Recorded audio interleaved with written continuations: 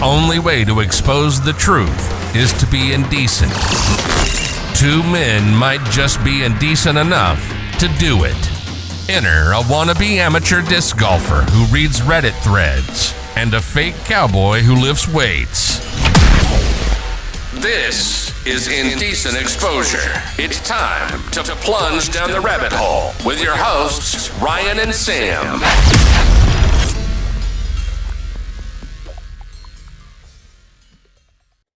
All right. Let's see what research you've done, buddy, pal. It's hard to do research on. It really is. It was hard to do research on him until you sent me that WikiLeaks. Yeah, because I wasn't getting much from the YouTube videos because I was like, okay.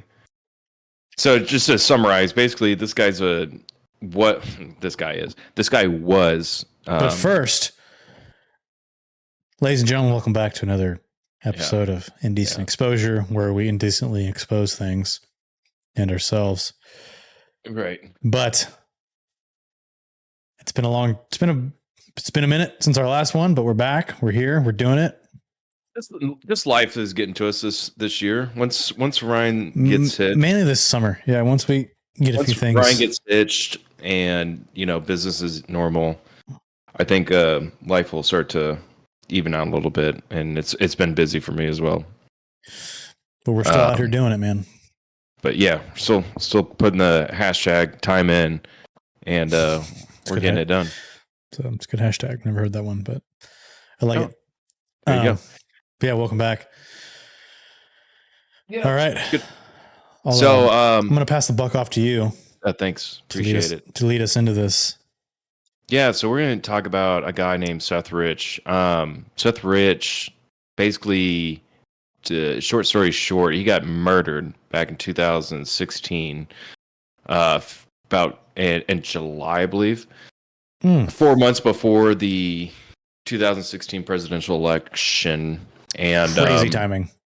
Yeah, his murder basically, in a nutshell, just doesn't make any sense to people, because apparently it was a robbery after he was leaving the bar and he gets shot in the back a few times, and he dies that night. But like, they still, to this day, this is 7 years later, have not found the people who murdered him. So, and what raised speculation is basically there was and is still like a conspiracy out there that he was linked to basically the whole debacle about the Hillary Clinton email scandal, where like how all 30,000 of the emails were released, was mainly revolving around this guy, and they think that he's a direct link for that. Basically, the conspiracy goes as that, and I believe a few years later, in 2018, his brother sued Fox News for kind of bringing this whole thing up and making a whole project about it. And Ryan, I don't know if you have the clip, but I think it'd be important to kind of show where the conspiracy theory has come from.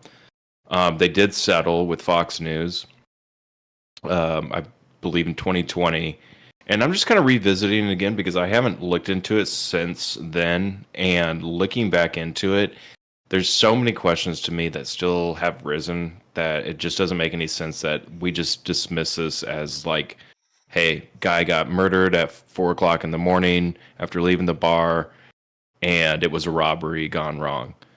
Now, I'm not saying that being out at 4:30 in the morning, walking home from a bar, which he was 40 minutes from his house, and he was walking home. He was walking home? He was walking home that night, yeah. Which is smart. Well, I mean, smart that you're not driving, right? But, I mean, why not call an Uber? And basically, in the time he leaves the bar, which was around 1:30, and then he gets shot around apparently 4:30 in the morning, that 3 hours that transpires, like, there's no evidence, nothing. DC cops basically told them that they don't have any leads. They don't know, who murdered this guy. And basically, like, summarize, he or someone leaked all of Hillary's emails And they were put out to the public on WikiLeaks 12 days later after his murder. And the guy who ran WikiLeaks, I don't know if he's still arrested or is living in an embassy. Yeah, Julian Assange. Pretty sure he is. Said something on, I think, Dutch radio, because I think that's where he's in prison, or Dutch TV, that Seth Rich was not like killed from a robbery, but he was basically like it was assassinated, yeah, and strong believer on him. So there's kind of this weird timeline, and I think we'll go into it a little bit. But basically, at the end of the day, this dude gets whacked or robbed, and there's just like after that, it was just silence from the DNC, Democratic National Convention. Yeah, yep. And so it was.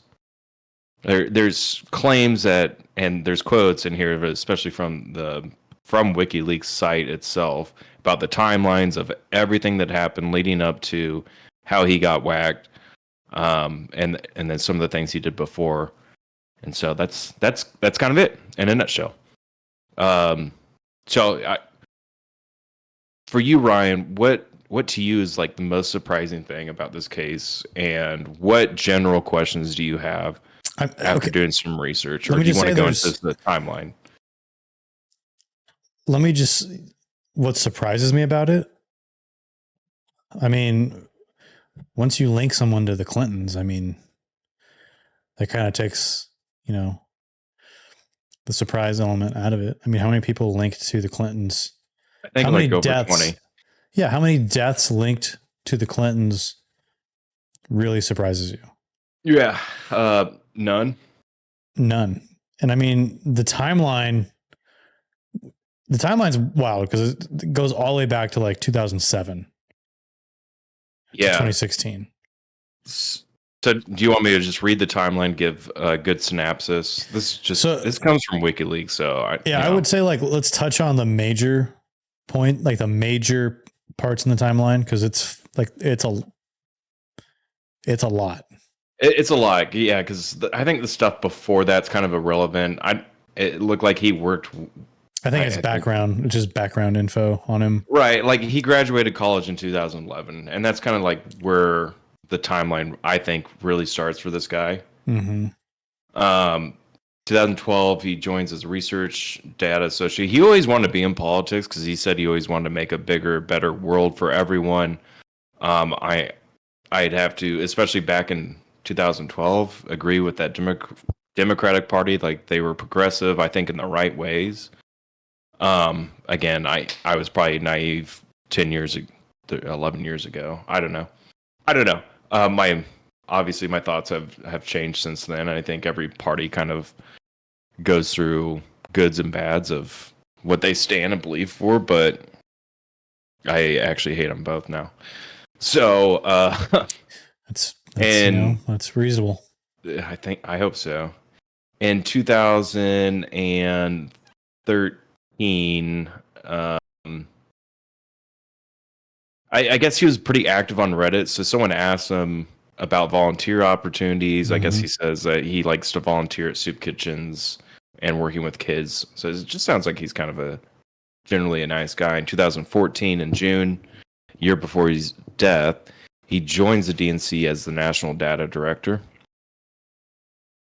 And then later on that year, so Hillary Clinton I think she knew that something was going on with her emails and the servers and the DNC because they're preparing for this election, right? Yep. So he joined the DNC 2 years prior to his 2 years death. Yeah. Right. Continue. In 2015, it doesn't really revolve around him, but apparently, I don't know. I should have done some more research on John Podesta, but apparently he's kind of the center around, I think, marking Seth, and allegedly, as a way to show the DNC that we're not going to have like corrupt people here. And I think, being in that position that he was, he started to discover more and more about the party, and probably didn't agree with such things. And was, I mean, he's a national data director. He's probably has security clearance to everyone's email, kind of like IT does with my company, right? Like they could pull up anything that I ever said. So I think he had those powers and started going through things, and things probably weren't going the way that he was envisioning as, someone vanilla going into politics, right? I don't know if anyone's watched House of Cards, but it's like, I think one of the reporters was kind of new, and she ends up getting killed because she learned too much, sort of thing. Right. Late in 2015 in December, the DNC officials discover a person who has access to the information who's connected to the Bernie team and demand discipline to the individual. And I think this is what I'm referring to as John Podesta saying, hey, whoever's leaking these emails, because DNC covers every primary candidate. So that included back in the day, Bernie Sanders, Hillary, Pete Buttigieg, I think, was in that run as well. There's a few other names that Andrew Yang, I think, was also in there as well. So if I'm understanding this correctly, Seth Rich joins the DNC as the national data director in 2014, June 2014. 2015. Let's see. Let me back up. December of 2014. Hillary refuses to respond to Podesta for fear of email elves. Yeah. They have the conversation she's afraid to have around email elves. February 21st to the 22nd of 2015, John Podesta and Robbie Mook discuss leaks apparent in an article by Washington Post and discuss making an example of the leaker with or without evidence. March 2015, Paul Gambetta suddenly remembers Hillary's December request to delete the emails, which were the ones, that were linked to Benghazi. Right. Yeah. And then September 2015, Josh Uretsky, this guy, joins the Bernie campaign as a national data director recommended by Seth Rich. And I think Seth was a big Bernie supporter. Right. He created I saw down in their timeline, he creaed the Pandas for Bernie. Mm-hmm. Social media. That's all about. It's got to be an acronym. But, so at this time, Seth Rich is the national data director for the Democratic Party. He recommends Josh Uretsky to join the Bernie campaign. October 2015, the Clinton email testimony. December 2015, on the project for creating weekly reports of emails being sent. 2015, where is it at?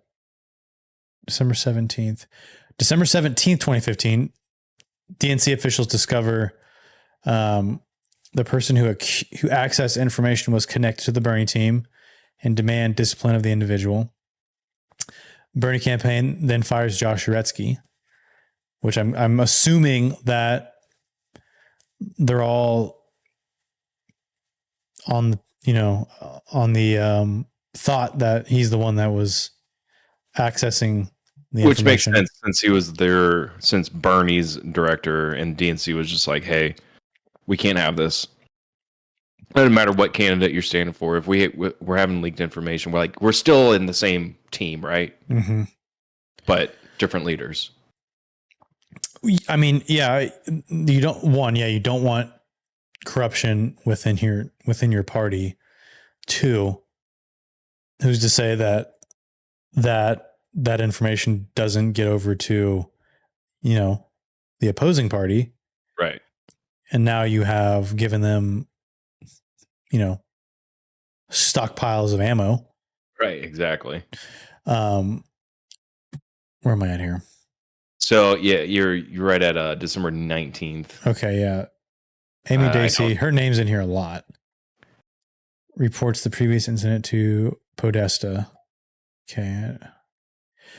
Sanders claims via Mary Fisher for some reason, so she's going by an alias. for some reason. We don't know that. Interesting. But something to key in on. Yeah, that's interesting. Bernie claims that his Nevada headquarters had shots fired and nearby employees had apartments ransacked. Seth Rich creates the Pandas for Bernie socials. Just Pandas for Bernie. Paul Combetta meets with the FBI and denies deleting any emails. He's the one that I think you were alluding to about Hillary was wanting emails deleted and he forgot, quote unquote, forgot to delete them until later. Who is Stone Tear? Who is that? Oh, is that Paul Combetta? Yeah. He's asking, Paul Combetta asks Reddit about overcoming firewalls and VPNs in a series of posts. He then gives Reddit Hillary's IP address and domain while struggling to install VPN. Paul and Brian Pagliano are offered immunity deals by the Department of Justice. And he then circles back and admits to deleting emails. And then Bernie pulls off a surprise primary victory. Okay. So this is all leading up to... And then enraged Bernie's supporters shut down the Democratic headquarters in Nevada. Probably leading because of the people getting ransacked and nearby apartments. But that happened like 2 months prior, which is kind of interesting. Mm-hmm. And then Bernie wins the primary in Oregon, including California. So that's really good for Bernie's election was going really solid, or to get the primary for the presidential. And then May 21st, WikiLeaks director Gavin McFadden reportedly receives DNC email transfer from Seth Rich. So that's alleged, right? Because we don't know for sure. No one knows this for sure. And then date of the last email in the DNC email archive. Who is Seth Rich? That was 4 days later. And then, apparently someone had found his Reddit username. And it kind of it follows the timelines perfectly because June 12th, Bernie Sanders endorses Clinton because I think he finally realized like he wasn't going to win the primary. He concedes, so so it's starting to shift towards Hillary Rodham Clinton. And then June 14th, DNC hires CrowdStrike to find the quote-unquote Russian hackers who have been hacking the DNC over a year. Claims in the past week that has included purges of staff to weed out the hackers. In July, so a month later, after 6 years and 30,000 posts, the Reddit username that is associated with Seth Rich falls silent. Final comments about the awesomeness of food trucks. I read through his history, and I think stuff was deleted, but from the most part, he just looked like a regular Reddit user, like not posting anything political, just like commenting on stuff here and there. And July, same month, FBI recommends not charging Hillary Clinton or aides for mishandling classified information, which is so I want to say ironic for like what's going on with Donald Trump at the moment. Yeah. Whether it be paper files, email, a trail, it doesn't matter. If you're not going to pursue Hillary for 30,000 emails, and then I'm just gonna say, how do you not pursue? How is the FBI not coordinating the same effort that's going against Donald Trump? I'm not saying I'm a fan of Donald Trump. I've always been kind of neutral about the guy, but come on. If you're going to file something and say we're not going to recommend filing, and now we see Donald Trump being indicted for it yet again for something, it just doesn't make any sense to me. Agreed. So same month in July. So lots happening in July because this is all when it goes down. DNC is served a class action lawsuit. I don't know what that's for. Ryan, can you see what that lawsuit was about? Which one? I'll read. In July 3rd, 2016, the DNC has served a class action lawsuit. I want to know from whom, and what the lawsuit is about. If you could look that up real quick. Yeah. 2 days later, July 5th, Seth Rich is invited to Hillary Clinton's campaign team, according to Joel Rich, in an August 16th interview. I don't think Joel is his brother, because I thought Anthony Rich was, or maybe he has two brothers. Always a possibility. I'll look it up while that searches. And then another 4 days later, July 9th, Seth Rich posts gun control Facebook posts. And then a day later, Seth Rich killed. Joel Rich is Seth Rich's parents. Oh, I think is sorry. Okay. Never mind. I don't know who Joel I have Rich is. the class action lawsuit. All right. And this is an article from The Observer. In June 2016, a class action lawsuit was filed against the DNC and former DNC chair Debbie Wasserman Schultz for violating the DNC charter by rigging the Democratic presidential primaries for Hillary Clinton against Bernie Sanders. Even former Senate Minority Leader Harry Reid admitted in July 2016, everybody knew that this was not a fair deal. He added that Debbie Wasserman Schultz should have resigned much sooner than she did. The lawsuit was filed to push the DNC to admit their wrongdoing and provide Bernie Sanders supporters who supported him financially with millions of dollars in campaign contributions with restitution for being cheated. On August 25th, 2017, federal judge Williams Locke dismissed the lawsuit after several months of litigation during which DNC attorneys argued that the DNC would be well within their rights to select their own candidate. Quote, in evaluating plaintiffs' claims at this stage, the court assumes their allegations are true, that the DNC and Wasserman Schultz held a palpable bias in favor of Clinton and sought to propel her ahead of her Democratic opponent, end quote. The court order dismissing the lawsuit stated, this assumption of a plaintiff's allegation is a general legal standard in the motion to dismiss stage of any lawsuit.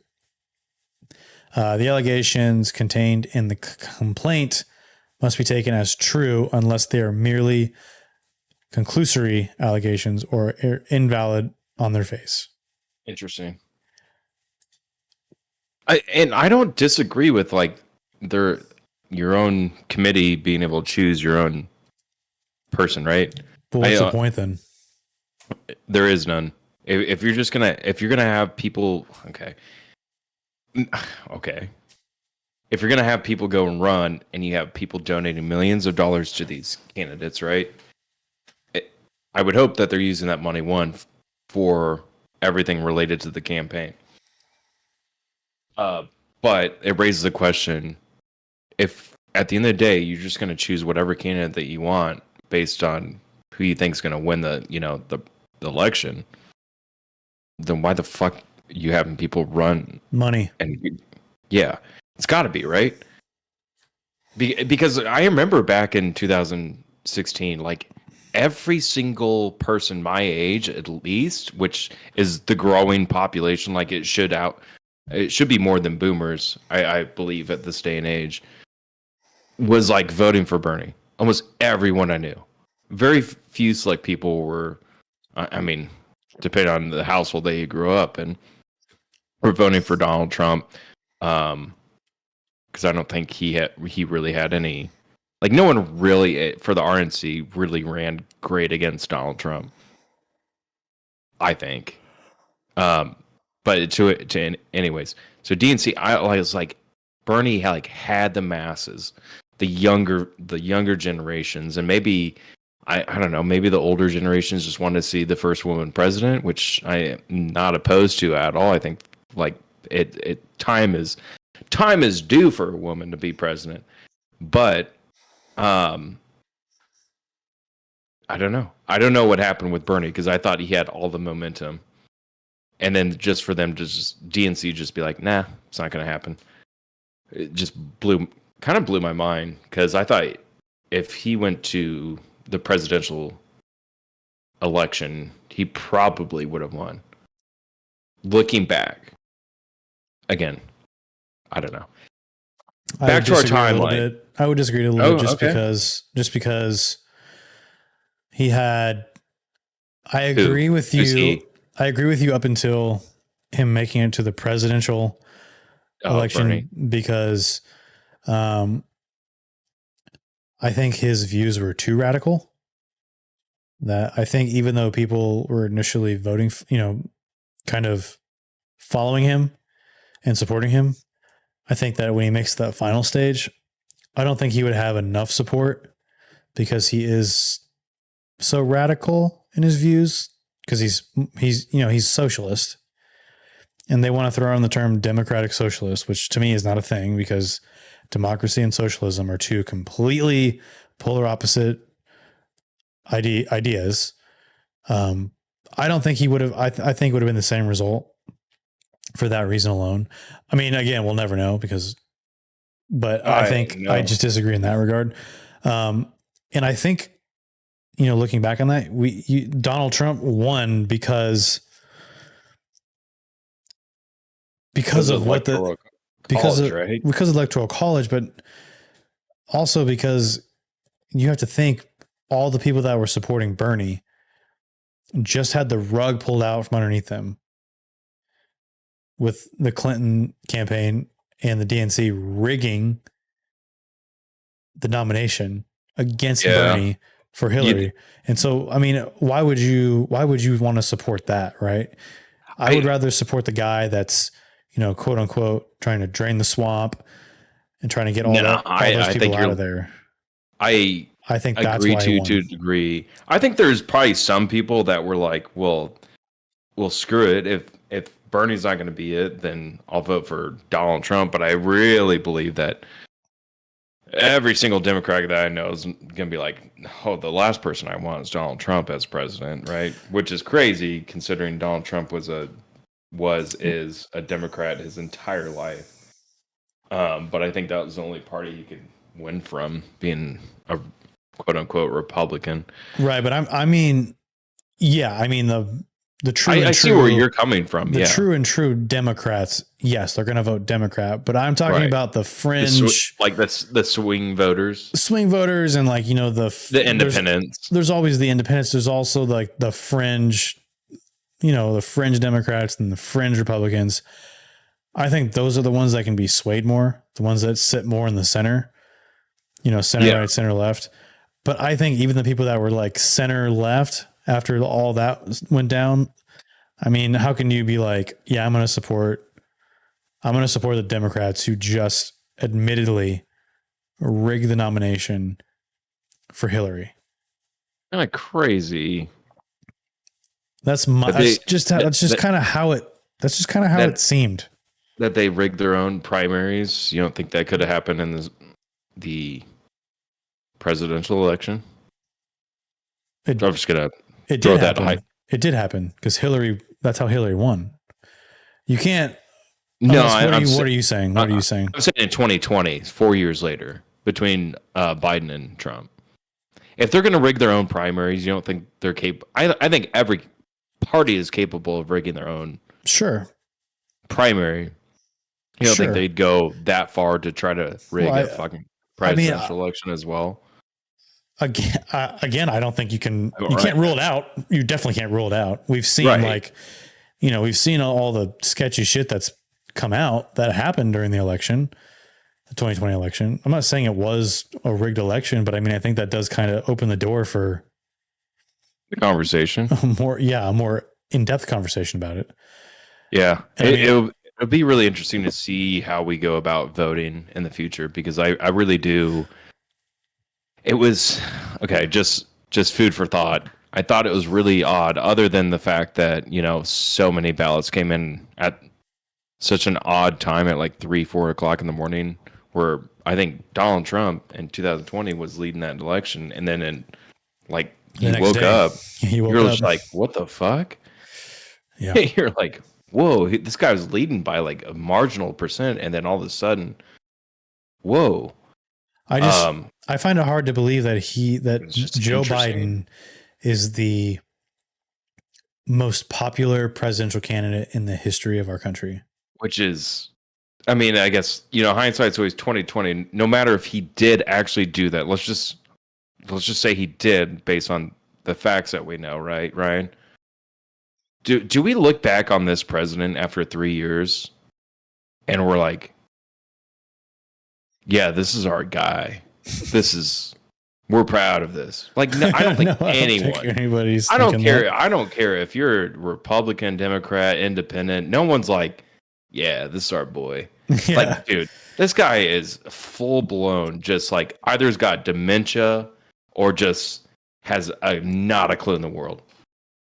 Yeah, he's just If you defend him and say he's a good president, you're lying. I'm just gonna let you know. You're lying to yourself, one. And two, this guy's not running any part of this country. This dude wakes up and he gets, his basically says, hey, here's what your bathroom breaks at 8:00. This is what you're gonna say. Like everything is spelled out for him on a silver platter. Well, did you just see the shit with going to Maui, dude? Or is that what you're gonna say? Sorry. No, I was gonna say, did you see the shit on Twitter with Karine Jean-Pierre? Yeah, no, I don't even know who that is. His yeah, you do. Oh, the White House correspondent. Yeah. Where she said like she was like the best of all time or something like that. No, she put out a tweet, but she sent it from her account when she meant to send it from Joe Biden's account. And then everyone was like, we're like, all right, well, now we know that he doesn't even, he's not even on social media. He's not. Well, we knew before, right? Like the tweets that he was sending, I'm like, if my parents are looking at a phone and doing this to type a message, with their index finger, no offense, boomers, if anyone listens to this, use your thumbs, okay? It's so much easier. Use two hands on your phone. Right, but like, doesn't that just tell you like he has? Yes. These aren't even his ideas. These aren't even his ideas. No, I think most presidents are puppets, right? Yeah. I have a hard time believing that any president in the last 50 years was the leader of the free world. I really honestly think it's like the big banks at this point that are influencing every single person. Sure, the president can declare like an act of national emergency and then be able to basically govern, rule however they want, which is very rare. But I think Donald Trump did it back in 2017 when he declared the border crisis as a climate emergency. So he was able to do like whatever he wants so he can get the wall built because that's what he promised his well, he never followed through with that though. He tried, right. Bernie can do the same thing with all the wildfires, especially in Hawaii right now. We'll talk about that in a later podcast. I'm skeptical. Anyways, let's get back on topic. So Seth Rich wow, we took a left turn. Okay. Yeah, we did. It's easy to do. Very easy. Okay, so we just talked about the class action lawsuit. Class action lawsuit. So on July 10th, he was killed 4:30 in the morning. After leaving the bar at 1:30, apparently he had 5 phone calls since he left the bar, and people like allegedly said that he was going to another bar, but someone said in anonymity that he wasn't going to another bar. So he had 5 phone calls. First 2 or 3 to his dad, and then he called his girlfriend. They talked for like 45 minutes. And then called her back, and they talked for like 45 minutes. And apparently he's like 300 steps away from his house. And he exits a phone call and says, hey, I gotta go. But not in a way that's like, hey, Brian, I gotta go right now. It was just like, hey, gotta go sort of thing. And so people were like skeptical of that because it was like very chill. He had a battle with these people, apparently, allegedly, for 15 minutes or so, and then he was shot, I think, multiple times in the back. When EMT arrived, he was talking to them, like acted like nothing happened. I'm sure alcohol played a big role in that. Just knowing that he said he didn't even know he was shot, but he's talking to these people like you and I are conversating right now. And then 90 minutes later, after getting transported to the hospital, he died. I mean, as a paramedic yourself, if someone's getting shot multiple times in the back, enough blood's going to be lost and someone's going to die. I imagine you don't know what internal organs were affected at that point in time, but shot in the back or anywhere in the thoracic region, you're probably going to subject to internal organ damage at some point. Go. Yeah. But I think what's interesting here is that on the timeline, class action lawsuits July 3rd, July 5th, another interesting date because that's the day after the 4th of July, Independence Day. Seth Rich is invited to Hillary Clinton's campaign team, according to Joel Rich. July 9th, he posts a gun control Facebook post. A day later, he's killed. Which is crazy for a Democrat. Like, I'm not surprised about him saying anti-guns. Like, that's Democratic parties kind of always believe that, at least in my eyes, for the last 20 years, right? And then he dies by gunshot wounds a day later, which could point towards, we're going to set it up to being like an RNC person that did the murders or something, or allegedly did the murder of Seth Rich, right? Because he's like anti-gun, like got to keep feeding this narrative of anti-guns. And then 12 days later, after he was killed, WikiLeaks publishes 19,252 emails and 8,034 attachments from DNC, including emails from 7 key DNC staff members.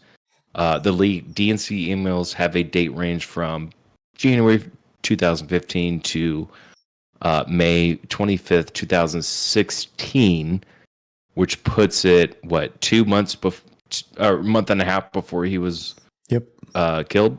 Yep. About 2 weeks later, I don't know who Sean Lucas is, if you could look that up for me, Ryan. DNC process server. I guess there it is. A process server. You don't have to look him up. Dies mysteriously. The phone. Okay. Dies mysteriously of what turns out to be a combination of hospital-grade painkillers, muscle relaxers, and kratom. If you don't know what kratom is, it's an ingredient for some herbal teas. It makes you not like high, but apparently it's supposed to be a relaxative. I've never taken kratom, but I've heard people say it's kind of like another form of CBD. If you've ever taken CBD, or a very, very, very light dose of THC, aka marijuana. Yeah. But legal. And it's fine. It's good for you. It's fine. Same day, Amy Dacey resigns amidst of controversy. Do we remember where Amy came from prior in the story? Because I don't. She's been all over the place in this story. Been all over the place. Okay. And then 14 days later, on August 16th, the chief of the DC police conveniently exits stage left after only... Damn, the sentence read poorly.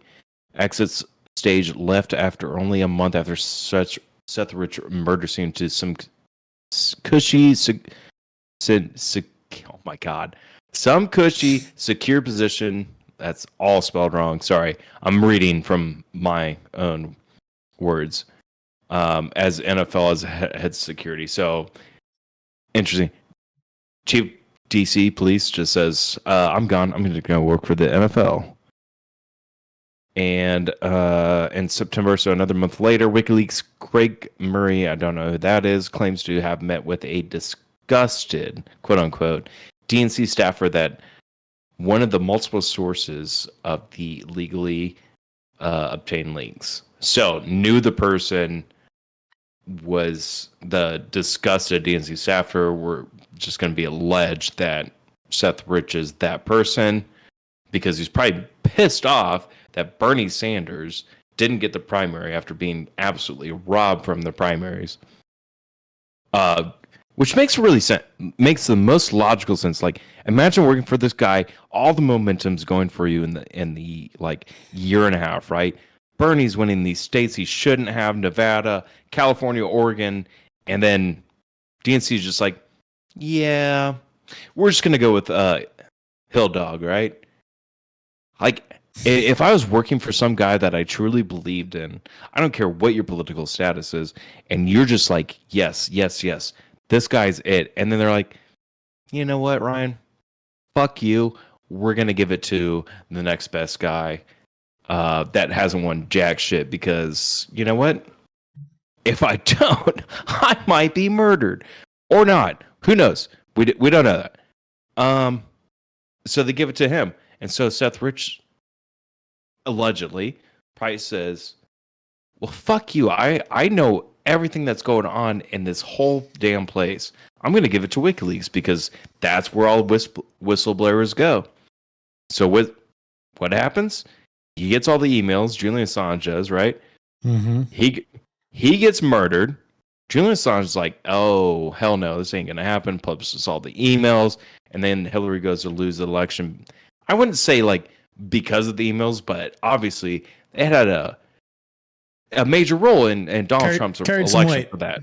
Yeah, it did because I think Donald Trump was using that. Like, I remember one of the big quotes. He was like, "Oh, if I was a chief justice or whatever, you'd be in jail." I think was famous quotes was during a political debate with her. And so I think that's a timeline that we're above. And obviously, there's a lot of people involved and everything. But I think if we had to put it in like one synapse, that's it. That's a timeline. That's what happened.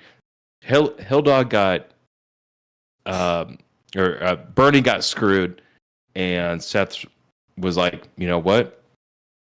This is what I can do, if anything, because at the end of the day, he was like, I want a bigger, better world, and if Bernie's not going to be the one, then screw it.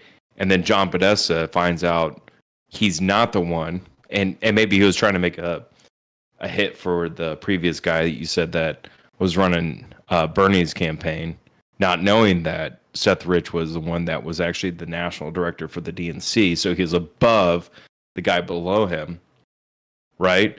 And then Seth delivers allegedly a bombshell to WikiLeaks and says, here you go. Here's all the evidence of what's going on. And it's just one part of this big domino effect of politics that happened. And that Sean Lucas guy. Sorry, that was my big rant on the whole thing. So he was the DNC process server. This is from heavy.com. This is back in 2016. Conspiracy theories surround the sudden August death of Sean Lucas, who helped serve the DNC with a lawsuit alleging fraud in the presidential race. Lucas, 38, died on August 2nd, confirmed the Washington, D.C. medical examiner, but the circumstances of his death remained foggy for months. He was the latest Washington, D.C. man who died young to inspire DNC-related conspiracy theories. Conspiracy theories also surround July murder of Seth Rich, a DNC data analyst who worked on voting rights issues and who was gunned down in an unsolved slaying on Washington, D.C. street. Rich's murder remains unsolved. However, Lucas's death has now been labeled as an accident as a result of a combination of drugs, including kratom. According to the Office of the Chief Medical Examiner of Washington, D.C., this is the cause of and manner of Sean Lucas's death. The office released the information to Heavy on November 1st. Cause: combined adverse effects of fentanyl, cyclobenzaprine, and mitragynine. Manner: accident. The office does not release further details under law. And it just goes on to explain that fentanyl is a powerful synthetic opioid. Cyclobenzaprine is a muscle. Yeah, cyclobenzaprine is a muscle relaxant, and Metagonine is the main component in the herb kratom. And so going back on the kratom, and September 30th, so 2 months after, kratom had a petition to be a Schedule 1 drug, so same as like crack cocaine, marijuana, which is crazy that marijuana is a Schedule 1 drug. Yeah.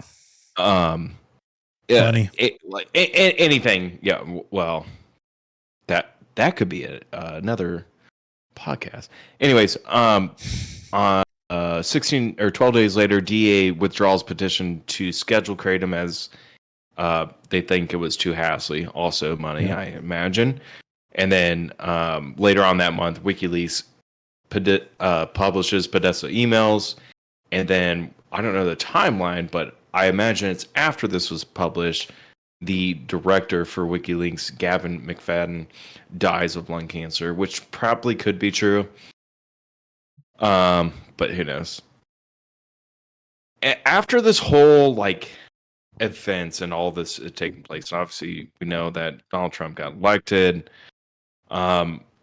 Seth Rich's brother filed a lawsuit against the Fox News. I don't think he was an analyst, but I think he was a private investigator.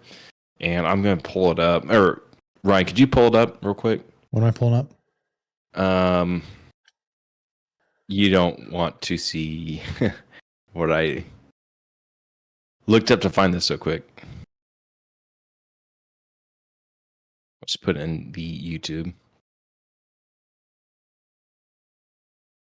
Basically, my I don't want if anyone's listening to this part, if Ryan includes this, but my search for this to find it really quick. Black dude, Fox News, Seth Rich. I found it instantly. Was Seth Rich a black guy? No, this is the guy that... Okay. So this is basically the guy who started the quote-unquote conspiracy theory that the Rich brother actually got money from. It was a settlement of over 7 figures. We don't know that for sure, but because those details were never released. So, also, really important fact about this whole thing is that the FBI put basically kind of the same thing that they did with JFK. Like they asked Department of Justice, no, I think they asked them to put some type of hold on releasing information to the public. So same thing with JFK, where it was held for 66 years, and we finally got all those documents out, and we realized that the CIA murdered JFK. Same thing happened with this case. So we're not going to get Seth Rich's laptop for 66 years. And I don't know when that... Yeah. So they and I looked up a document today that is released on... It's pretty much what was released between this whole exchange. And I looked it up for a couple hours a day. And there's so much redacted stuff that you can't even follow it because so much stuff is just blanked out. You can't see anything. You can read little verbs and paragraphs, and it's 167 pages. I think I read through 100 before. I was like, I don't even know what's going on. So just knowing that for a fact that someone said, yeah, we're just going to go ahead and conceal this until it doesn't matter anymore. Basically, right? Because at this point, no one cares about JFK. Anyways, play the clip. Where is it? I sent it to you in Discord.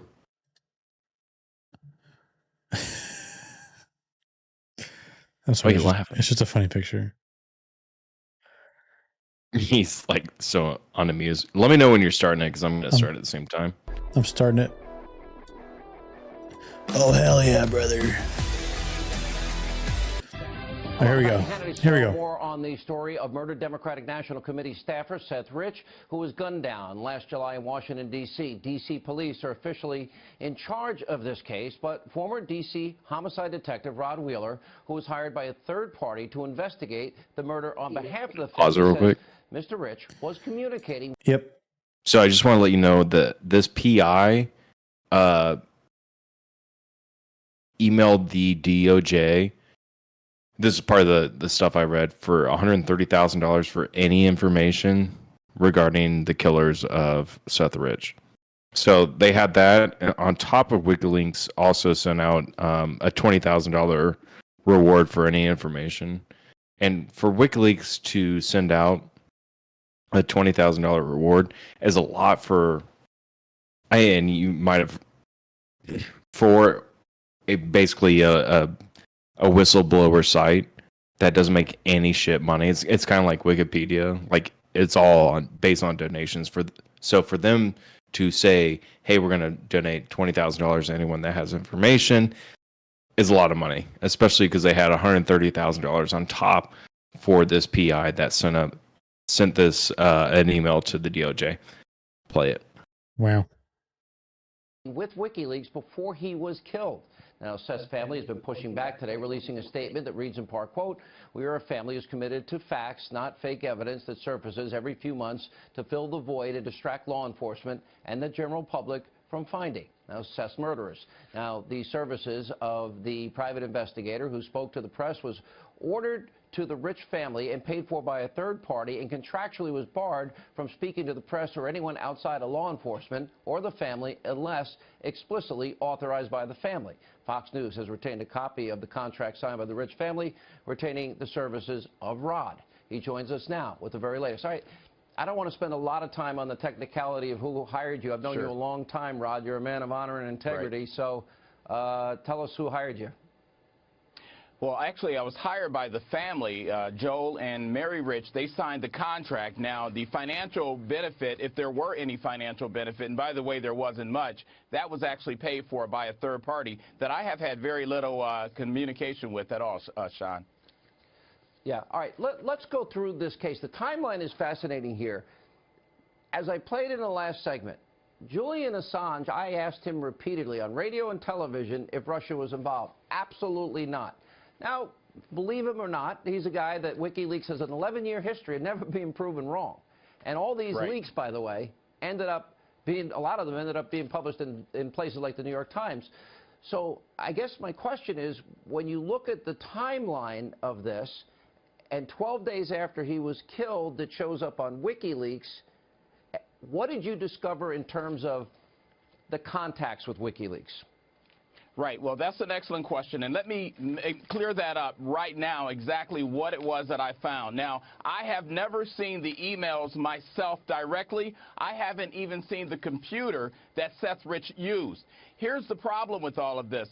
I don't even know where the computer is. I checked with the police department. They said they don't know where the computer is, and the FBI. They say they don't have the computer. Now, where did this information come from in terms of knowing or believing, I should say, that Seth Rich could have been in communications with WikiLeaks? There was a federal investigator that was involved on the inside of the case, a person that's very credible. And I'll tell you, let me just say this, Sean, I don't like to suggest things without saying the person's name, but I can't say the person's name because that person would be thrown under the bus, and I can't do that. But this person, we checked him out. We have to check him out. Very credible. He said he laid eyes on the computer and he laid eyes on the case file. And he came across very credible. When you look at that with the totality of everything else that I found in this case, it's very consistent for a person with my experience to begin to think, well, perhaps there were some email communications between Seth and WikiLeaks. Every time I talk with the police department, though, Sean, every time I talk to the police department about the WikiLeaks or the emails, it's automatically shut down. That discussion is automatically shut down. Well, so we don't know for sure if the FBI or if the D.C. police have any access to these forensics, these emails? Right. We don't know. We actually have a statement from the FBI telling us to contact the D.C. police. The D.C. police says contact the FBI.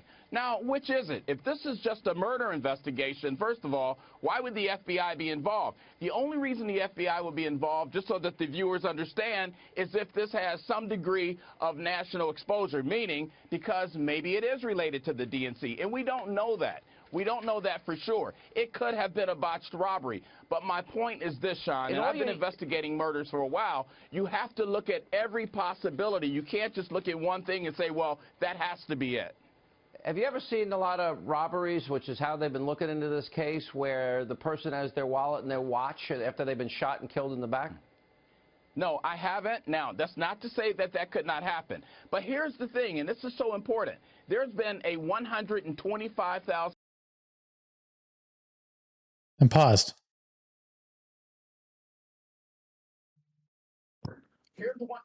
Forgot to turn my mic back on. I totally forgot to tell you the most important details of this case. I think so. Everyone's saying that like he was robbed and then shot, and at least from most major news agencies. If you're robbed, right? Wouldn't you think like someone would take all of the shit on you? Everything that he had in his pockets, he had money, like loads. I don't know how much cash he had on him, but he had loads of cash. He had a very nice watch on him, a pendulum, like a Jewish pendulum that was like pure gold or whatever, and his phone. All of those items remained on him. I probably should have said that at the very start. That's some pretty important context right there. It's very important. That's like the most important context is like, if you're going to rob someone and then you shoot someone. Aren't you going to rob them? Yeah. Take their shit? Play it. Sorry. All right, here we go. $1,000 reward out for information pertaining to the death of Seth Rich. Not one person has come forward. Here's one other thing that's going to be startling, and I'm just going to say this right now. I reached out to the police department way back in March when the family first hired me, right, to get involved. I didn't hear anything from the police department for 2 to 3 days. Guess what I learned yesterday from the family of Seth Rich? The police department did not call me back because someone, a high-ranking official at the DNC, check this out, a high-ranking official at the DNC, when I called the police department, they got that information and called the Rich family wanting to know why was I snooping around. Wouldn't that explain how is it possible that the DNC, when the FBI wanted to look at their computers, was able to bring in their own people? Or that the people that ended up getting immunity ended up being able to destroy their laptop computers? Is there any evidence that he might have been disgruntled at the treatment of Bernie Sanders and the unfairness, and that the fix was in to put Hillary in that position, and maybe had evidence of that? No, I haven't seen any evidence in that regard. The only thing that I have been able to confirm is that there were some problems that Seth was having on his job at the DNC right before he was killed. And the person, listen to this, the person that called the police. You're behind. You done? No, but you're behind. I can hear it playing. Mute yours. Good. All right, I'm resuming. Father, after I called the police to get information, that's the person that Seth was having problems with at the DNC. So, you know, connect the dots here. It's starting to all come together. So, again, let me just really quickly say this. I don't know for sure. I don't know, as a matter of fact, if the emails went out to the WikiLeaks or anybody else, but it sure appears that way. All right, Rod Wheeler, thanks for being with us. We appreciate it. When we come Hey, Dr. Drew, my wife Susan here. Nope. Okay.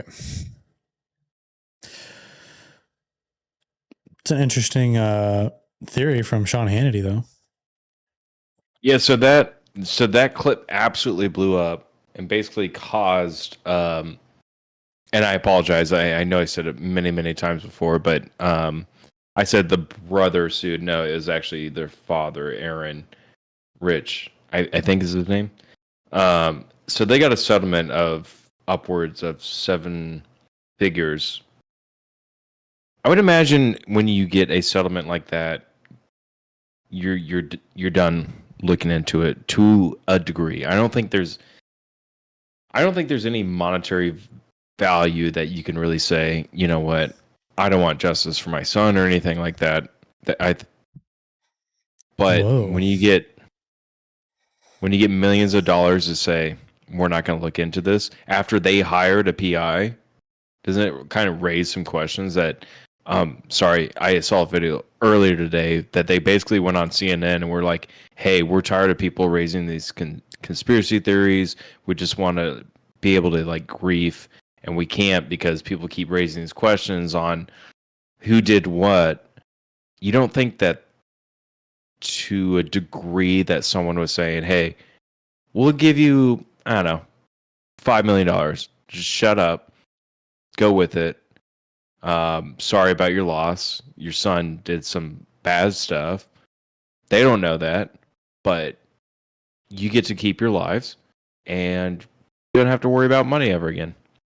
As long as you go on these CNN places and say, quit looking, quit questioning, you're done, sort of thing. So they settled with Fox or CNN? They settled with Fox, but they went on CNN to state that, hey, we can't grieve because you guys keep bringing these But why would conspiracy theories up. Why would they settle with Fox, and why would they? Because that clip I just played you was the spark of this entire conspiracy theory. Right, but why would they? Why would the family stop investigating after Fox settled with them? Because they got upwards of 7 figures. They got a lot of money. Well, I know they probably got a lot of money, but why would that? That's not like to me. That's not hush money, right? Because Fox has a vested interest in, exposing the DNC. But who's Fox? No, who's Fox owned by? I know Murdoch owns Fox, but who do you think the sole share of Fox is owned by? BlackRock, Vanguard, these big corporations that have a lot of play on what goes on in this world. I guess from a grander perspective, perhaps, but I don't know. To me, it just seemed it would make more sense if okay, so like look at the bigger picture. Do you think that the DNC or anyone that owns Fox or CNN really wanted Bernie Sanders to have basically the free economy of America to be owned by Bernie Sanders, right? Like, did you want him to have socialized healthcare, socialized XYZ? No, I don't want I didn't want socialism. No, but I guess I understand what you're saying from like the grand scheme of things, like controlling the narrative, making this go away, like out of the media, and maybe telling, I think there's a bigger story here. I think it goes way beyond. A bigger story too. They want Hill Dog in there because they've always, not that they've controlled them. I think the Clintons have always said, we'll do whatever the fuck we want. We have so much money. Right. But I think Hillary also aligns with like doing, whatever the party wants because she wants the power. I think so. I think you're right. Like she'll play ball for power. Right. She'll play ball. She doesn't want someone that's like they don't want someone that's like controllable, right? Donald Trump, you can't control him. He's just a loose cannon. He'll do whatever he wants. And he did. You can't control Bernie Sanders either. I think he was kind of in the same I'd put him on the opposite spectrum, but in the same category as like, he's going to do whatever he can in his power to alleviate things for people of our age and below that. stuff that need to be changed for a long time. I think you're right. I think that's why he got. That's why I think he got squatted. Snubbed. Yeah, that's why he got snubbed. And they're going to put another puppet, and Hill Dog was their person. But you think based on that clip that Fox was like, all right, let's give these people hush money?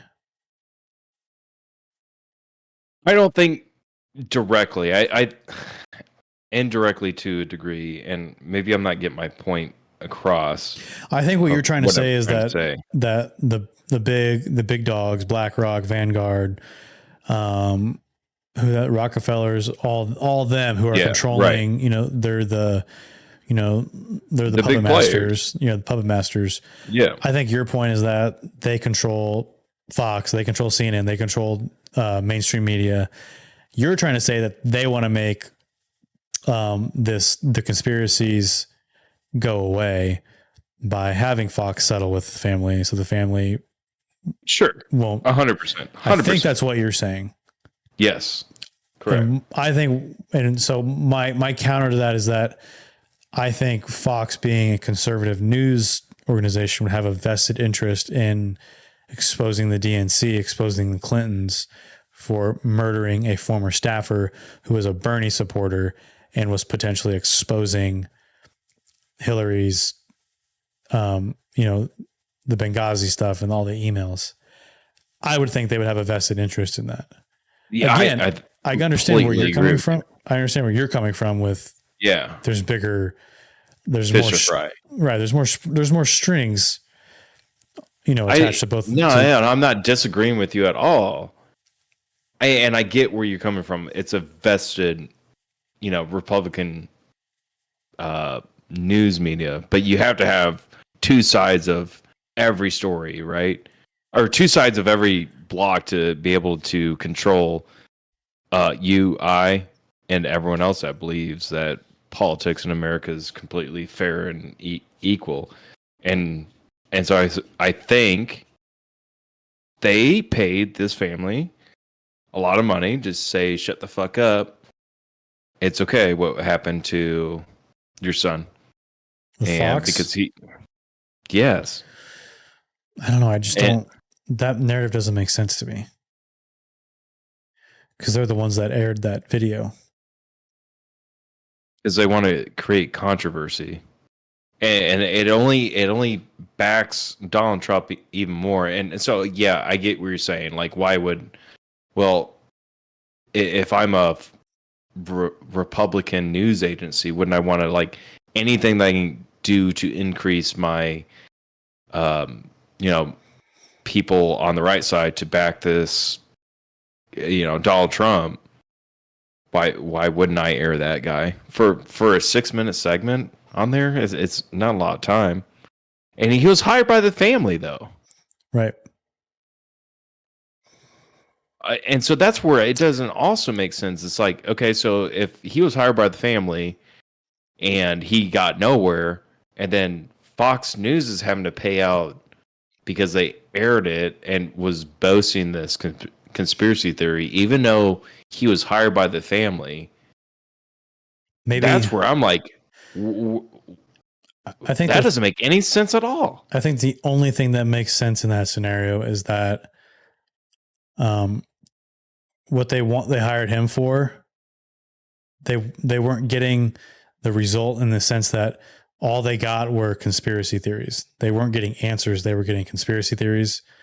And so then they shut it down, and they I think they realized maybe that there is something bigger, and that to protect themselves, maybe to circle back to kind of your point, maybe they will let it go and they will just accept it that their son was murdered and probably won't ever be solved. Because I think as the family, when you hire a private investigator, you're wanting to find out, what happened to my son? Why was he murdered? Who murdered him? And that's what the private investigator was for. Instead, the private investigator ends up going on Fox News and giving away all these details that sparks more conspiracy. And now there's this big conspiracy theory, all these different conspiracy theories surrounding your son and the DNC. and maybe that's not what they wanted. And so maybe they took their money and they shut it down because they were getting, maybe they were getting conspiracy theories, not answers. That's my only thought there, is maybe that's why they shut it down. I think you're right. Because I mean, that's hard, dude. Like what you're saying, like they're trying to grieve, and instead all they're getting is conspiracy theories, their son all over the news, and like you can't look at a screen without seeing your son and a conspiracy theory attached to his name. Do you think, like, to this day, that they're still doing some sort of research like we are? Obviously, they probably know way more loads of information than what we can research, right? This has like your classic whodunit. This is like your classic whodunit movie, right?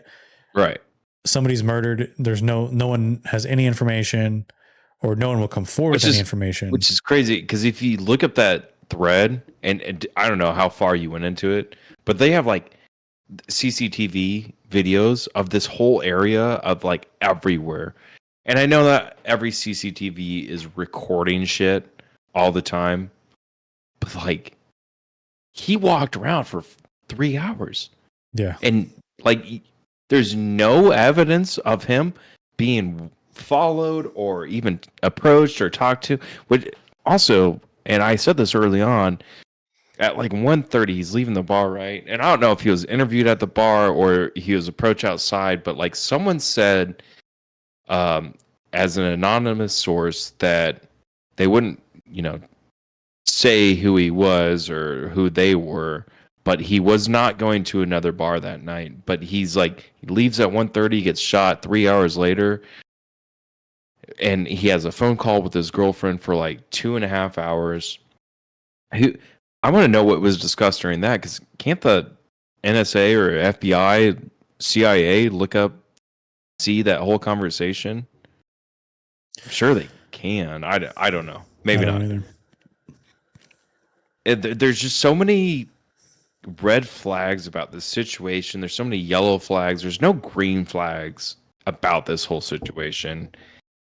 And to this day, to kind of conclude things, because I don't know how many other questions or statements we can really make, but there is no set evidence other than what we can question that points or leads to who killed this person, obviously, for one.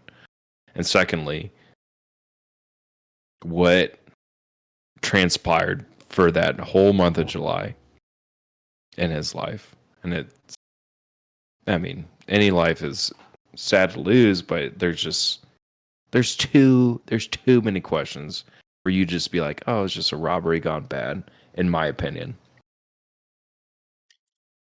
Well, I agree. And if I were to venture a guess, it was I'm kind of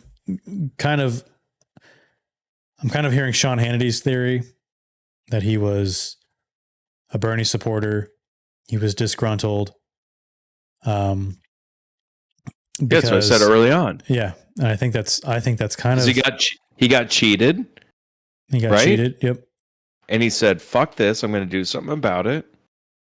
I don't know if he went to the extremes of saying, "Hey, Julian Assange, here's the entire catalog of the DNC email archive." That to me might be a stretch, but I don't know. There's higher things in Washington. Yep. Then, yeah, and so even if that's extreme, someone did leak those emails. Like, there's no way we didn't get it, or that they didn't get it, and it's published, and it's been a burden for the DNC, and they tried to wash that thing. And we can't say that it didn't play a major part in 2016 election, because Donald Trump won, I think, by a margin because of that, by a pretty large margin. According to Electoral College, I don't think he won popular vote, but I don't think a Republican has won a popular vote since before the 21st century. Right. That's the point of the Electoral College. And half the reason why Democrats would always battle that democracy isn't a fair thing. But anyways, that could be another podcast in itself. I'd actually like to do a deeper dive into Electoral College, but I don't know. I'd like to see what you guys' thoughts about this podcast and any questions that have or details that you might have. Yeah, I'd love read. to know, because I've known about this story for years, and obviously we're bringing it back after 7 years after he was murdered. And I will say murdered because I don't believe that he was just robbed. He was definitely murdered. If he was robbed, then he wouldn't have his belongings. I've never gotten worst robbery in the history of mankind. Right. Robbed of feelings, and he was robbed of his life. Yeah. And his parents had to suffer that robbery of that, and no parent should have to bury their own child. So, amen. On that fact, I don't know. It's just such an interesting case. I'd like to. There's really nothing else I can talk about that we didn't cover. I mean, we can go into John Podesta emails and how that whole thing went down. Anthony Weiner is also tied to that whole DNC in 2016 to 2000, probably ongoing, but 2000, especially during those 4 years during Donald Trump's presidency, is very, very interesting. There's a lot of shady stuff that goes down. I'd like to research more about quote unquote Donald Trump's two indictments, or what's it called when the president gets, I can't think, gets indicted during presidency, like Richard Nixon. Brian, come on. Damn it, dude. Isn't it indictment? No, it's a.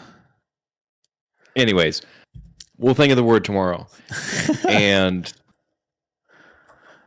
I don't know, but we also want to talk about, I think, next podcast, just if you're still listening, Maui stuff. I'm a little skeptical about the fires. If you've seen stuff, impeachment. You're talking about impeachment. Impeachment, yeah, thank you. Only president to ever be impeached twice. And survive. And survive. But it's so weird because it's all surrounding Ukraine, and there's so much with obviously Ukraine right now and funding that war, and Hunter Biden's laptop, which we still haven't gotten into. But I think there's just like we've been talking about this big spider web, and I want to I need to hire someone or do it myself. But there's this you need to Charlie Day it. I do. I need to put it on this damn wall behind me with this cow. Yeah. With all the red tape or the red threads that are just pointing to everything, because everything that we've been talking about, from John McAfee to Jeffrey Epstein to Hillary Clinton to Seth Rich, Pizzagate, to Pizzagate, is all connected in this big web. And someone out there is trying to solve it all. I know. And his name is Sam Williams. Yeah, right. It's all mind-boggling to me, but I think it's all connected to a degree. I think it's all connected. And the more I research about it, and the more I believe that there's people that are way higher than our government that is making all the moves. And I have a feeling, hear me out, it's these Black Rocks, these Vanguards, the people that own pretty much everything. But that's all I'm going to say about that. That's all you need to say, man. That was a wild ride, man. That's crazy. I think we did have an epiphany about all the big spider web of conspiracies, false flags, and it just, dude, it all just points to the same people, man. It does. It's weird. It's very strange. I feel like I am, and I think I get more pissed off the more that I talk about it because I feel like, well, no, I don't feel. I just know that we're all getting taken advantage of. And dude, have you heard? Maybe we'll save this for the next podcast. But there's mask mandates going down again right now about COVID. Yeah, dude, I was all for no, I wasn't. I was very conflicted. From the start of COVID, but I was like I'll put on my mask and I'll follow it. I'll be the sheep, right? You're like, whatever. Dude, 2 weeks. Someone has to put another fucking mask on me. I'm not doing it. I can't.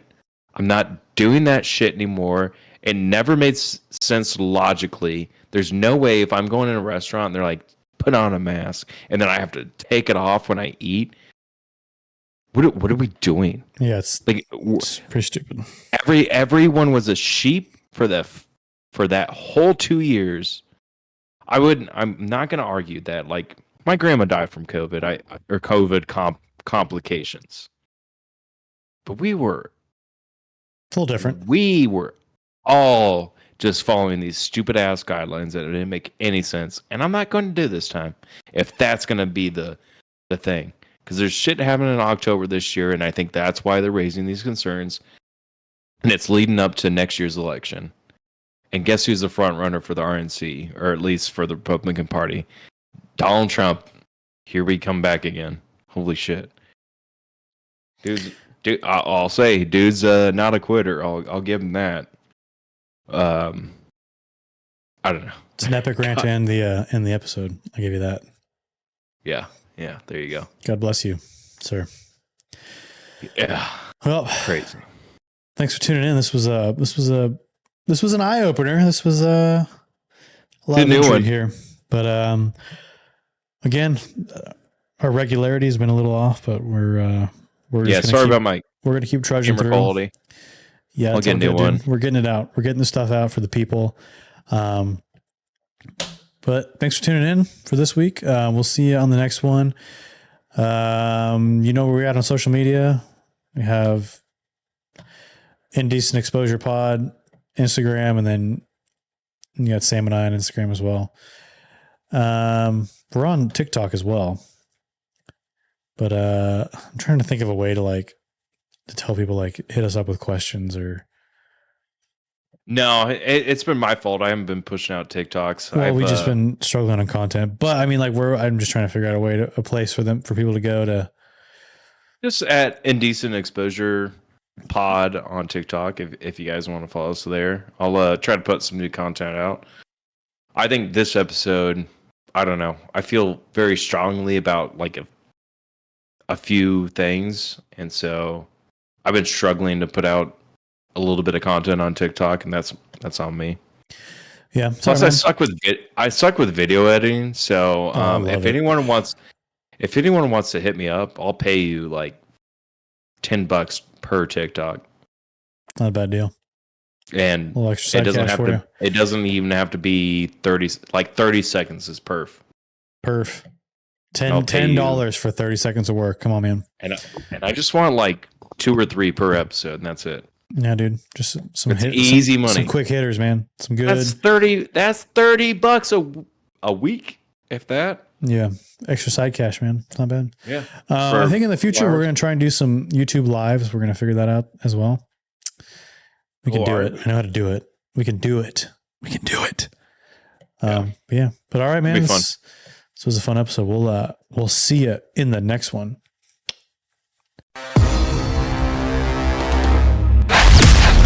Congratulations, you've made it to the end. You might as well tune in for the next episode of Indecent Exposure. That's all, folks. Until next time, Space Cowboy.